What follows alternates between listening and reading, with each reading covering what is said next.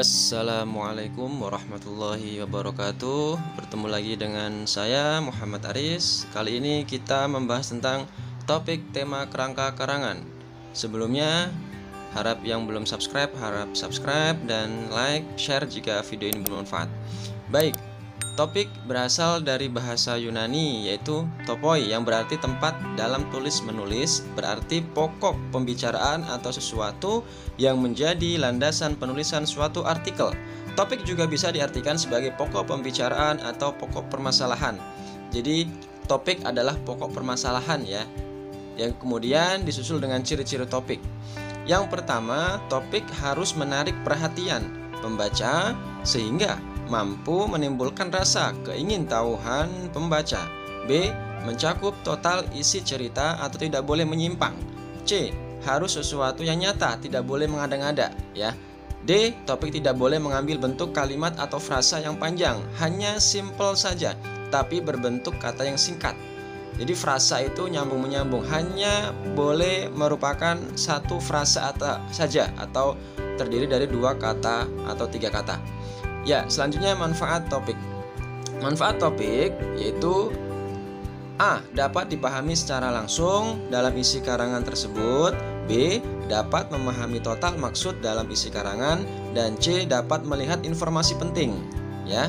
Nah, sekarang kita masuk ke tema. Tema yaitu dari bahasa Yunani yaitu titenai, berarti sesuatu yang telah diuraikan atau sesuatu yang telah ditempatkan.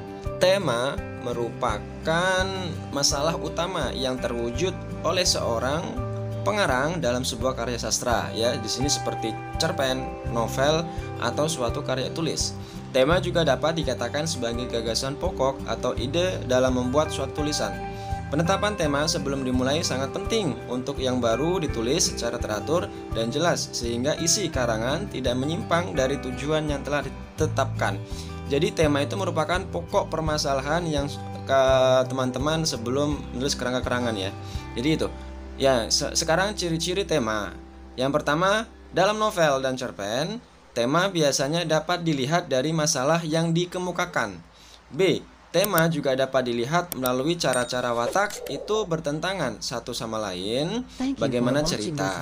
Tergantung ceritanya ya. Yang C, tema dapat dikesan melalui peristiwa, kisah, suasana, dan unsur lain seperti nilai kemanusiaan yang terdapat dalam cerita, cerita plot, perwatakan, watak-watak dalam sebuah cerita. Jadi tema itu sangat penting untuk memulai sebuah karya ilmiah atau karangan sebuah cerpen maupun novel itu ya. Kemudian manfaat tema. Yang pertama, dapat mengembangkan ide dan gagasan pemikiran secara langsung. B. Dapat secara langsung menggugah isi karangan atau menyemangati isi karangan supaya si penulis makin semangat untuk menulis sebuah karangan ilmiah. C. Dapat memperluas bagian hal yang terpenting. Jadi dapat menambahkan hal-hal yang penting. Ya, kemudian judul. Nah, di sini judul adalah, dapat saya simpulkan bahwa judul itu nama yang dipakai untuk buku, bab, kepala berita, dan lain-lain. Jadi judul itu merupakan bagian yang sangat gampang dalam topik maupun tema. Untuk menulis judul, seorang penulis bisa saja langsung membuat judul sebelum menulis karangan karya ilmiah atau cerita yang dibuat oleh penulis tersebut, asalkan terkait dengan isi dalam cerita teks karya ilmiah. Dibandingkan dengan tema itu sangat mungkin ketika teman-teman membuat sebuah karangan, pastinya sudah tahu betul isi dalam masuk karangan itu apa, baru kemudian dikembangkan dalam tema. Nah, kalau judul itu bisa diganti-ganti tergantung keinginan dari si penulis atau teman-teman ingin menulis apa dengan judul apa gitu ya. Ya, kemudian syarat-syarat judul yang baik. Yang pertama, harus relevan atau bertalian dengan tema. Jadi harus berkaitan dengan tema judulnya ya. Yang kedua, harus provokatif, yaitu menarik. Tidak boleh terlalu gampang dan tidak boleh terlalu susah. Jadi yang sedang-sedang saja asal menarik. Yang penting menarik bagi pembaca. Kemudian yang ketiga harus singkat ya. Tidak boleh panjang lebar.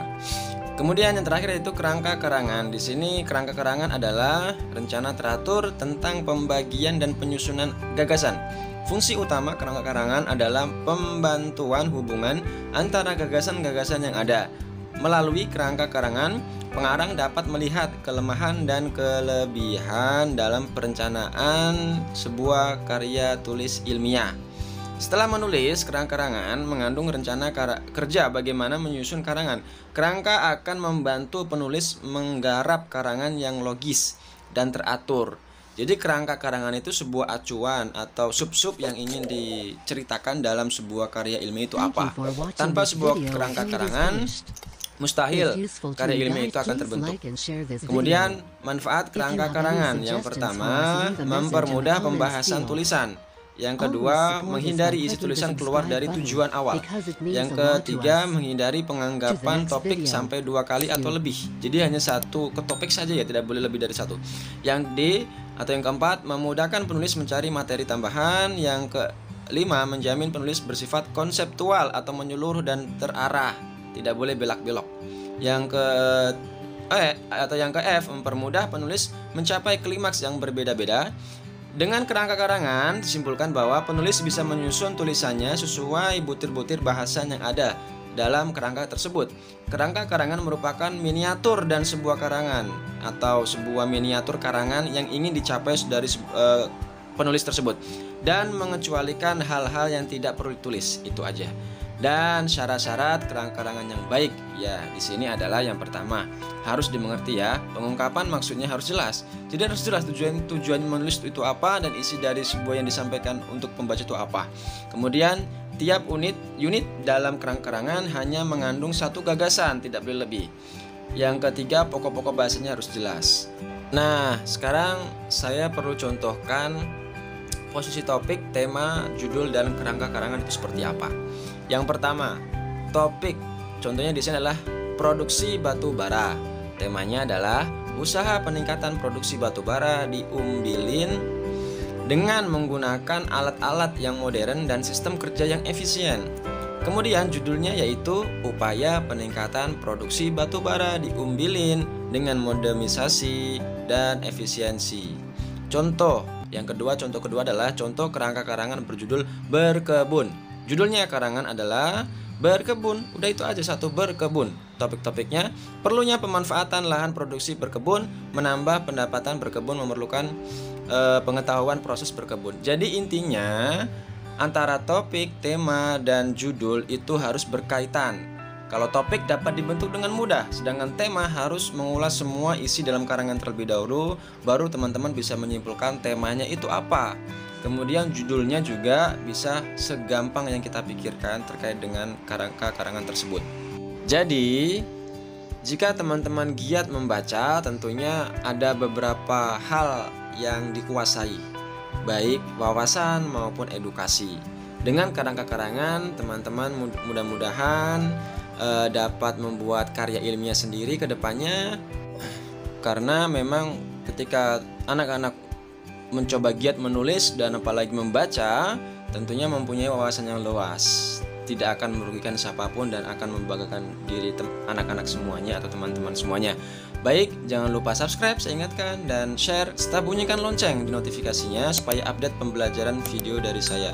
Wassalamualaikum warahmatullahi wabarakatuh.